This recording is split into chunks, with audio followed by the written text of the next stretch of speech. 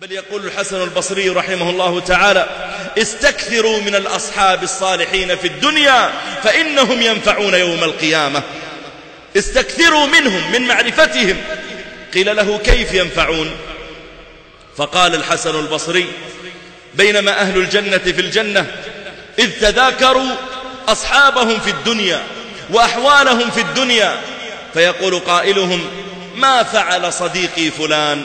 أنا كان عندي صديق في المدرسة أو ربما في الحي الذي أسكن فيه أو في الجامعة أو في العمل معي، ما فعل، لا أراه في الجنة، ما فعل صديقي فلان؟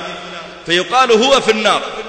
فيقول هذا المؤمن: يا ربي، لا تكتمل لذتي بالجنة إلا إذا كان معي صديقي فلان. عندها يأمر الله تعالى فيخرج صديقه من النار إلى الجنة، لا لأجل عمل صالح من قيام ليل أو صيام نهار أو قراءة قرآن أو صدقة، وإنما شفع له صديقه إكراما لصديقه الذي في الجنة، أخرج هذا إليه. فيقول أهل النار: عجبا، من شفع له؟